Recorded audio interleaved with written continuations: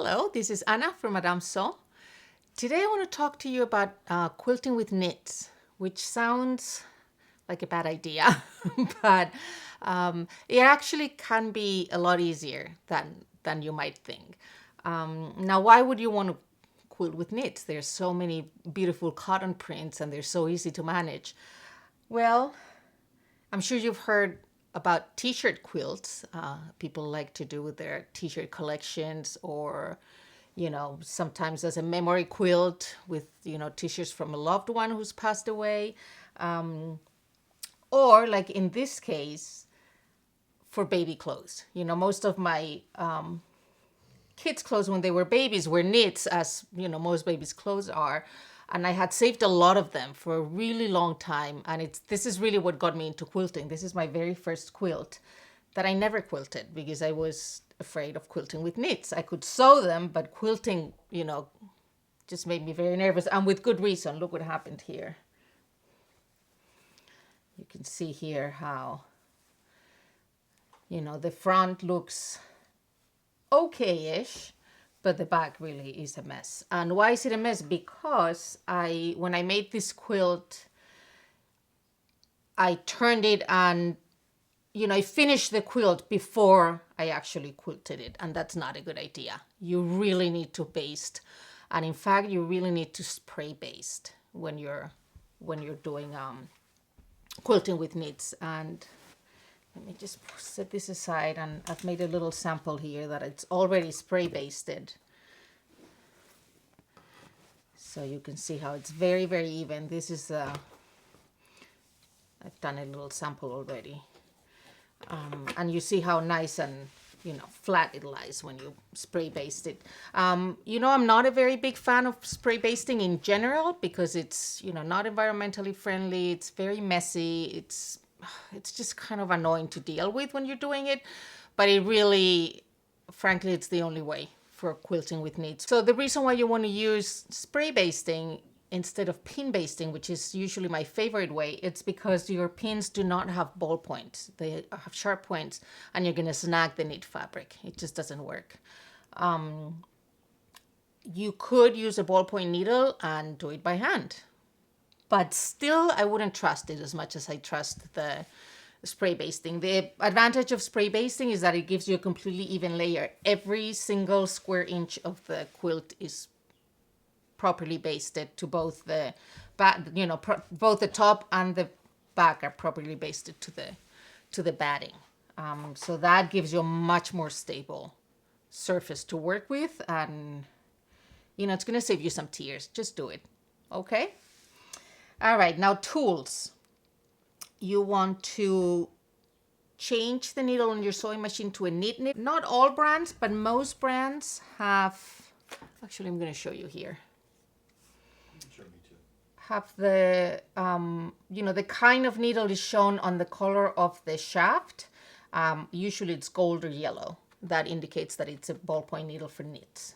So that's the first thing you need to do. And they come just like regular needles in different thicknesses according to the thickness of your fabric. So ballpoint needle, very important, and your open toe walking foot. That's, it's essential. You really need a walking foot to do these. And remember that Madame Sew's walking foot is universal. You can adapt it to any sewing machine. So this is your walking foot. And as you can see, it has these plastic feet down here that match the feed dogs on your sewing machine. And as the needle goes up and down, so do the feet.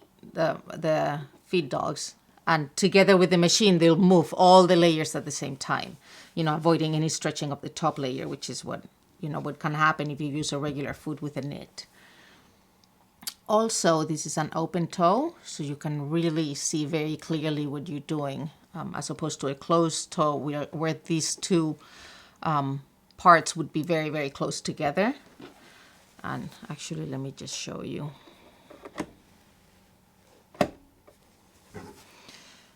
See, it has those markings where you can align with your marking, and it makes it just very easy to stay on a straight line.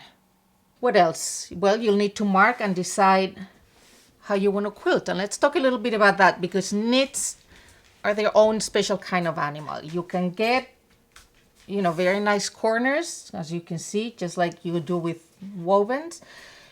But it's very, very difficult to get a perfectly straight line. You know, I think these lines look pretty decent, but if we use the ruler to look at them, you can see that they veer ever so slightly off the straight line.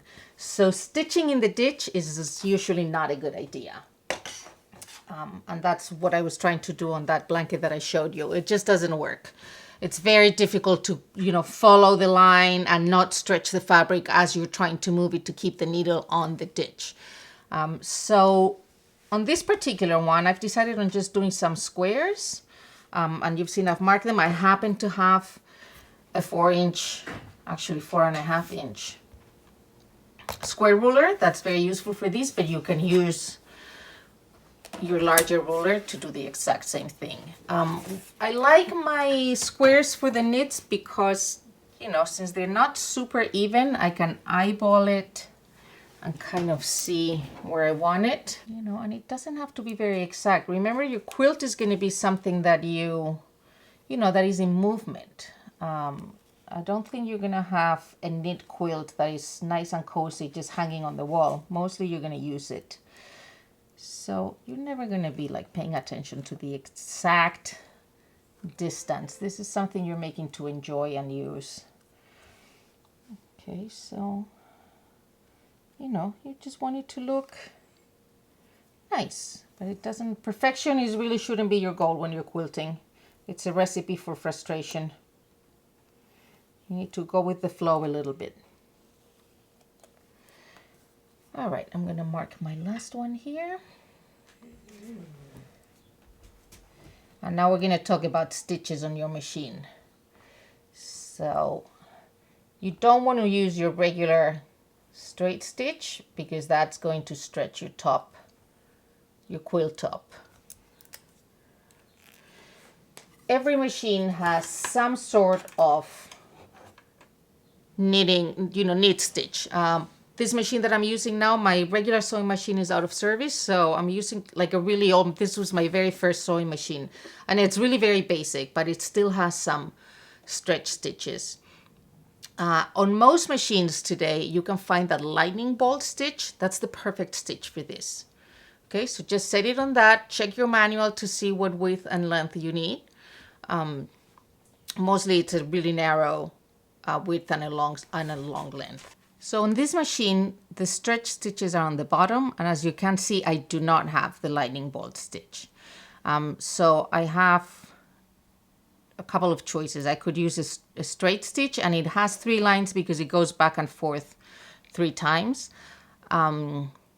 And I have a zigzag, which is, you know, not specifically for knits, but works perfectly well. And every machine will have a zigzag stitch.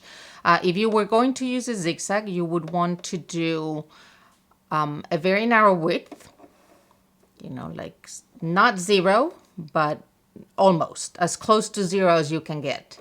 And you would want to have somewhere around a 2 or a 2.5, depending on how thick your layers are. The thicker your layers, the longer your stitch.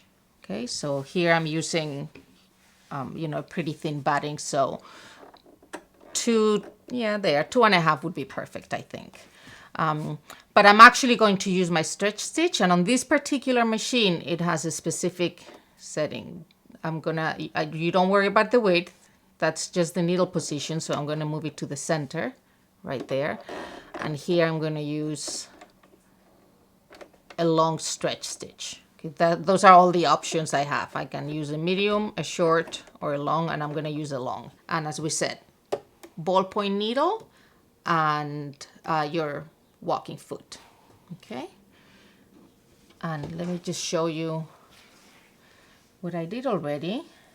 So usually your straight stitches for sewing with knits don't read as perfect straight stitches. They always vary a little bit because they are stitches that go back and forth so that they can stretch with the fabric.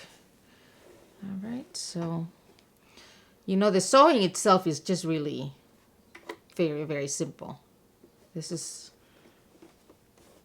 Here's where, you know, the key with sewing with knits is in the prep.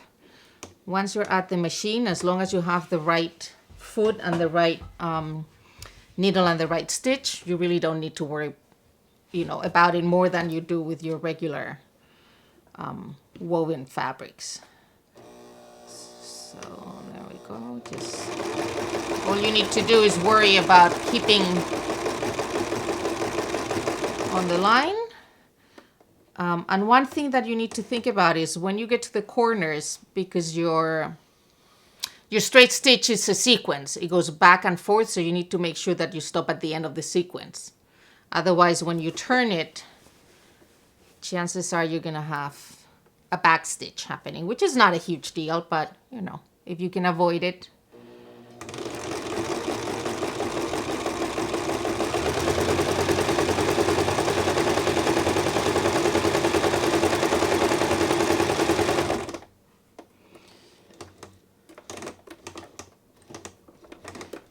Do this one by hand just to make sure that I'm at the end of the sequence there.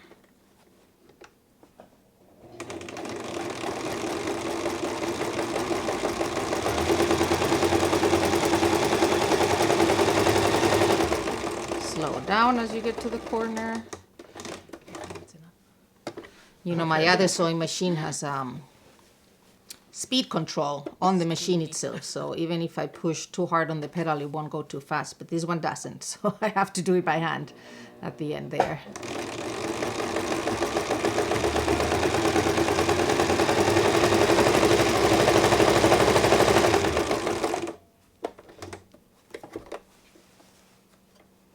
Whoa, I really went out of bounds here. All right, let's do a backward stitch.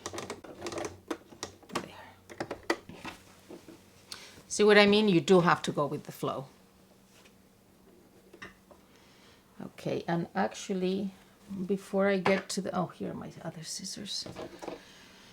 I'm gonna cut my threads from the first stitches because I'm gonna sew right over them at the end, and I don't want those threads to get tangled.